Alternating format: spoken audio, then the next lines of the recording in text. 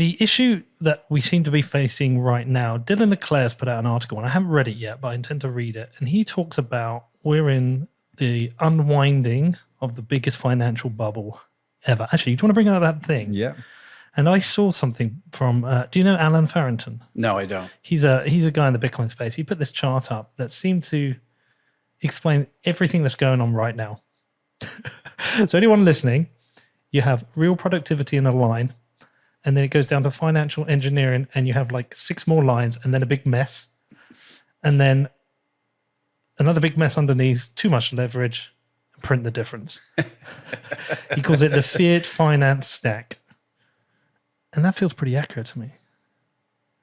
Yeah, I think it is for the pre-crisis era. Yeah. That, money should be very simple, right? Money should be something you don't even worry about, something that you don't even talk about, because money is a tool to allow commerce to happen. And if you're spending all your time and effort thinking about financial engineering and having to hedge and doing all this stuff, money's not doing what it's supposed to be doing. Money's supposed to be very simple, a very easy tool. But we've strayed so far from that for many different reasons that makes a lot of sense. Unfortunately, it makes too much sense. But I would say that as far as the expansion of money, expansion of credit, that was all pre-crisis. And in the post-crisis era, what's happened is it's gotten even more complicated because nobody can understand what's going on, what's actually happening. Everybody can see that there's a monetary issue, but because of this mess, we don't really know what it is.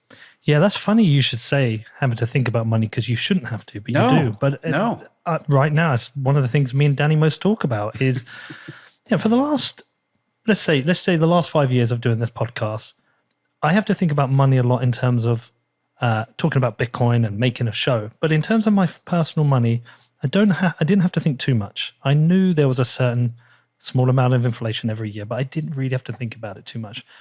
Right now, I have to think about, well, I get paid in dollars, but I also hold pounds and I hold Bitcoin.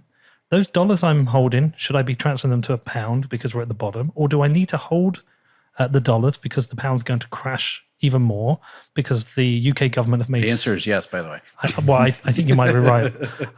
But because the UK government has made such a mess of things, what's going to happen with my house? What's going to happen with interest rates? Never before have I had to think so much. And it's not even, Jeff, that I want to make a premium on my money. I just don't want to. Right. I don't want to be wiped out. And I know this happens.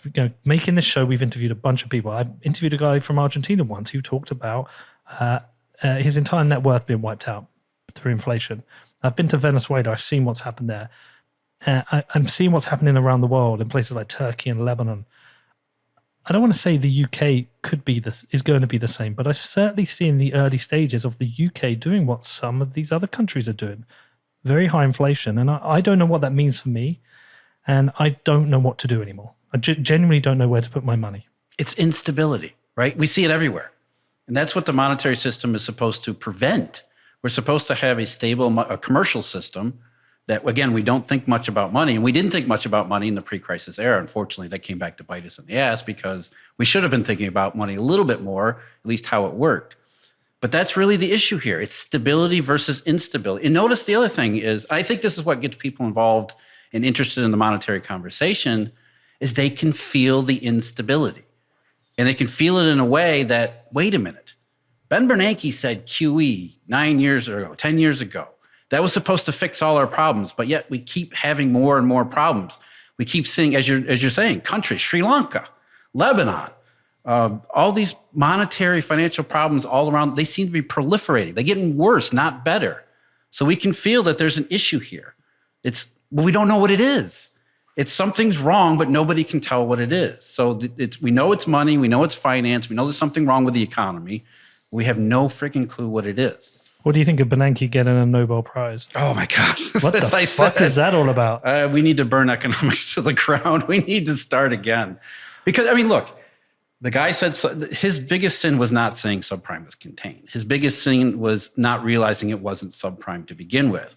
And what he's got a Nobel Prize for, along with a couple other people, was essentially saying, after the fact, years later, oh, by the way, this situation was far more complicated than I told you when it was happening. And they rewarded the guy with a Nobel Prize for that. Yeah, it seems like he found a cut and put a sticking plaster over it.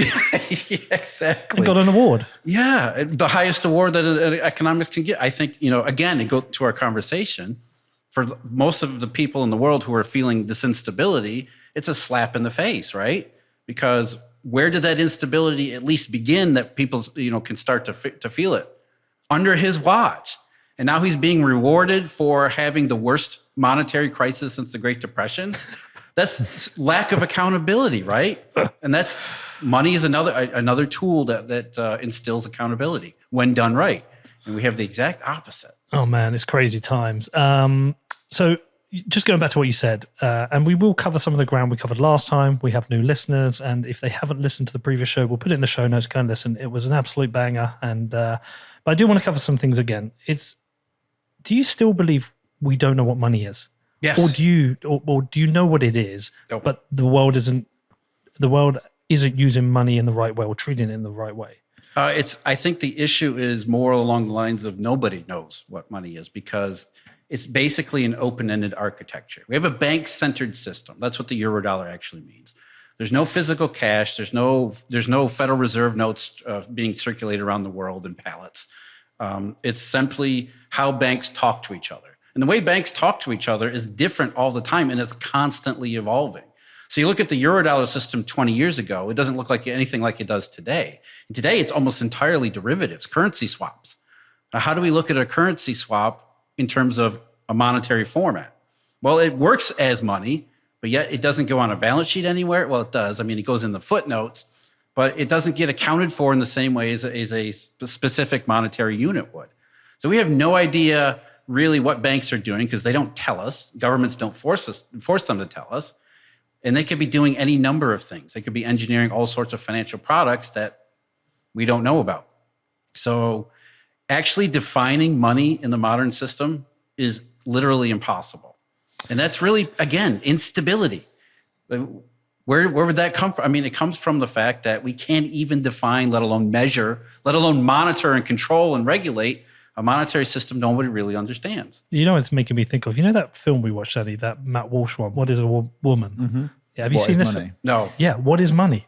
Ask people what is money and see what they what they do is they get a $5 bill, right, and say this piece of paper is money. And the thing is, in any major industrial economy, hand-to-hand currency died out over a century ago. We've been using virtual currency for over a century. When you write a check, what happens? It goes into the banking system and a bunch of book entries happen. That's very different than what we conceive of when we think about using hand-to-hand currency. And in the Eurodollar system, it began in the 1950s so that it didn't have to use hand-to-hand currency. It's a reserveless ledger money system. So defining money becomes literally impossible. And that's really my central contention against Ben Bernanke, was that it was his job, at least the Federal Reserve's job and his predecessor's job, to be on top of this evolution. But they threw up their hands in the 1970s and said, we don't know how to define this stuff, so we're not going to bother. We're going to target an interest rate because we cannot define and control the money supply, which means that you're not a central bank. You're just trying to manipulate psychology. It's a very different form of monetary policy. It's non-money monetary policy because the original problem is we don't know what money is in the banking system. So if you were going to do the Jeff Snider School of Money and what it should be, where would you start? If you had to rebuild this whole system, where would you start? I think it's you start with transparency. It has to be a regime. Part of the reason the Eurodollar expanded and grew as much as it did was because it was user-friendly. Now, user-friendly in that case was the banking system, large corporations, sometimes large financial firms and governments around the world. So it was user-friendly because it allowed each of these participants to do what they needed to do, which is money's. That's the real secret of money in a modern economy, is that it unlocks the potential for, again, commerce to do what commerce needs to do. So an ideal monetary system would be both transparent and user-friendly, which again gets you into the digital currency space because that's exactly where everybody's going in that direction for a reason, because I think it's innate human nature to want money to be what money's supposed to be, a transparent tool that allows commerce to happen. It's not wealth. It's not the goal in and of itself. It's a tool that, it's a modern tool that we use to help make an efficient, sustainable economic system go. Well, I think the reason we like Bitcoin, a lot of Bitcoiners like Bitcoin, is that is a rules-based system. Yes. It's a ledger with a transparent. It's transparent. Absolutely. A rules-based system whereby nobody can have undue influence over it, and nobody can go and create winners and losers. The winners and losers have to create themselves because everybody knows the rules. It's a bottom-up approach. I think that's why we like it, and that's why we like this transition to Bitcoin. I know you're not there fully. No, Bitcoin it's digital. I love the digital potential. I love blockchain, the transparency, the fact you say it's rules-based, right? And we all know what the rules are. And in most instances, nobody can start changing the rules willy-nilly, arbitrarily, right? That's the other thing is we agree to the terms up front, and then we don't need to continuously monitor or continuously argue about what are the terms of money all the time. And that's that's what money should be. Like if you're using a classical gold standard where we have gold coins in our pocket, we don't have to haggle over the terms of the gold coin. We just haggle over the price. And if we're not haggling over the terms of the gold coin, we can do a lot more than we don't have to waste our time on the monetary system, right? So that's, again, ideal money is transparent, rules-based. Everybody knows up front. We don't need to change our terms all the time to benefit others and not some people, not others. It's really, money should be really simple.